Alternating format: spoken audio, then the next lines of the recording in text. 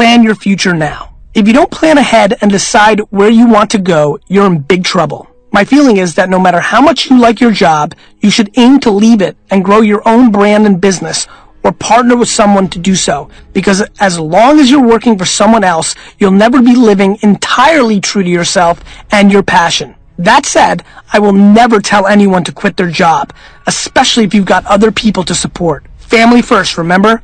I will, however, tell you to start planning to quit your job if you can't answer yes to the following checklist. 1. Are you happy with your present job? Like really happy? Like you don't bitch and moan every Monday morning about how much you wish it were Friday night? 2.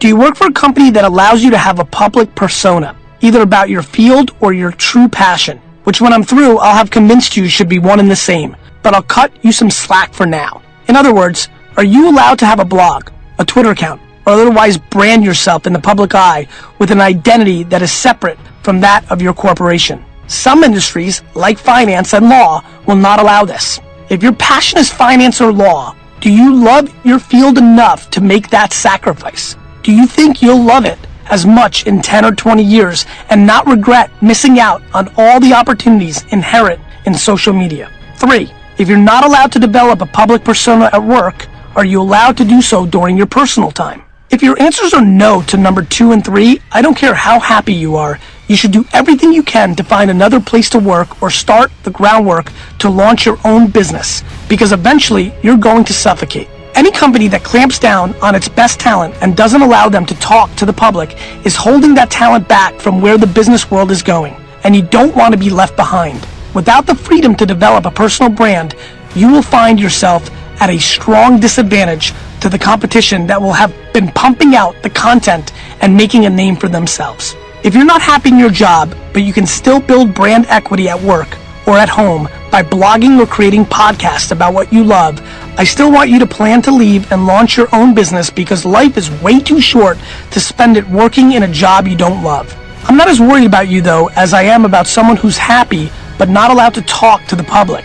Because as long as you're creating content and building your brand, you're building future opportunity. But if you're not happy at work and faceless and have been forbidden to talk about your passion to the world, get the hell out of there as soon as you can. You've got no chance otherwise in creating a personal brand, and without one, you're professionally dead in the water. Look, financial security is important, but if you love sneakers and you know more about them and are more passionate about them than anyone else on earth, you can make money talking about them. I believe that with every ounce of my soul. Recently, Tara Swigger announced she was quitting her day job to devote herself entirely to blondechickenboutique.com, where she's building a passionate community of fiber growers and artisans. She sells hand-dyed organic yarn and blogs about knitting, dyeing, and other domestic arts. She's clearly crushing it. Why can't you? Business in the future is going to be a field day for everyone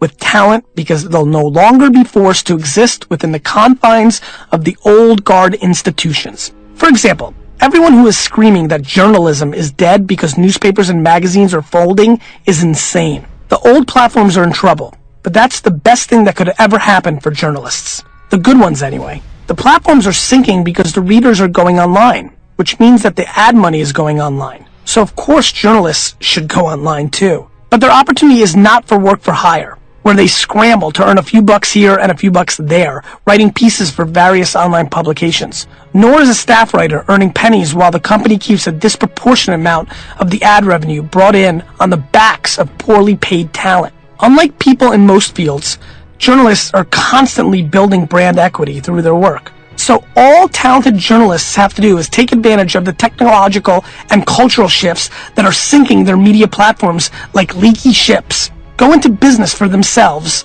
and crush it. I make it sound easy, right? I know it's not. But guess what? It's the future. And those journalists and reporters who get wise to that truth are the ones who are going to survive. Now, some reporters and journalists are probably not business savvy enough to launch a new business on their own. Though, those who possess that rare combination of fiery entrepreneurial spirit and reporting chops could team up and form a killer online news service without any biz dev partnership at all. They're going to win really big. But journalists with less business sense but massive talent won't be left out in the cold. I guarantee that as more business developers recognize the huge potential in this market, they're going to start recruiting top talent to join them in new ventures. What might these ventures look like? We've already seen that small, lean type business models like Politico.com, RealClearPolitics.com, SeekingAlpha.com, and DailyBeast.com can work. The new generation of online news is going to be more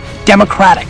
Maybe we'll see a 4-person journalist staff team up with a 5th business partner to create the DailyScoop.com. Everyone owns 20% of stake in the company. Obviously, you can have a 40-person team and everyone would just own fewer points. They won't report breaking news at first. And let's be honest, how much of what we read in the paper today are broken by the paper and we didn't hear about the day before on TV or radio? Rather, they'll focus on using social media to pump out provocative analysis. They do that for a year and build up cash flow through advertising, which would stream in because, as we all know, money follows the eyeballs.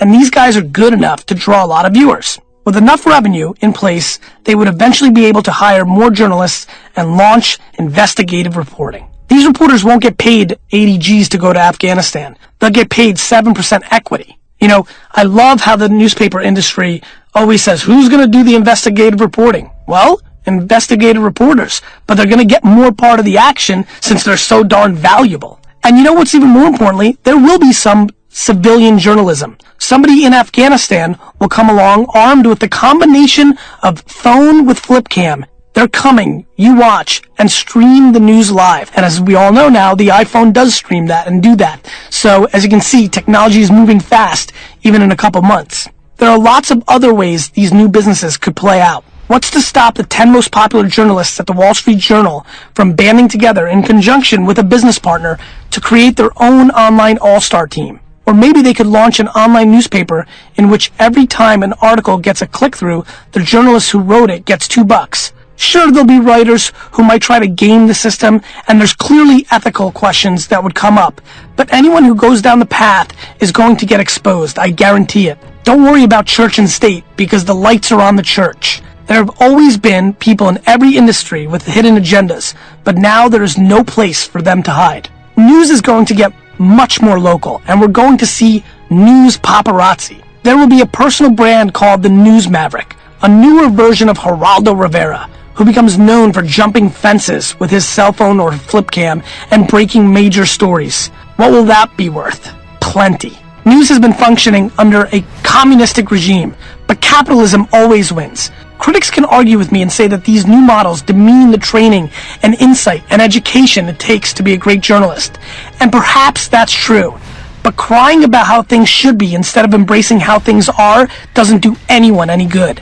The changes affecting the news business are permanent. Fundamental supply and demand is shifting. Quantity is up, price is down, which means the cost structure has to shrink dramatically. And like it or not, many people's respect for quality reporting has eroded. This upsets me as much as the next guy, but the fact is that it's a trend that's having a huge impact on business and needs to be noticed and accepted. This is how things are going to roll. The only arguments I get in this debate, by the way, are from journalists and individuals with an emotional attachment to the idea of ink on paper and the romance of sipping a cup of coffee while reading the Sunday Times.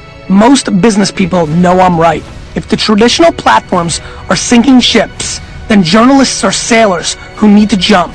If they're not strong enough to get to the new ship, yes, they're gonna drown. But those who are great swimmers are going to sail very, very far. That is the way business has always played and always will. The game is changing, and your opportunity is huge if you take it. The middleman has not yet been eliminated, but we're getting there. A lot has been made of how the music and news industries have been turned upside down by the internet technology. But anyone who thinks the revolution is going to stop there is naive. The massive sea change that is rocking the news industry is going to rock every industry that relies on human interaction. And can you think of any business that isn't in some way dependent on human interaction? I can't. The changes that will be wrought by the internet are as fundamentally transformative to the content and commerce as the printing press. It's a whole new world. Build your personal brand and get ready for it.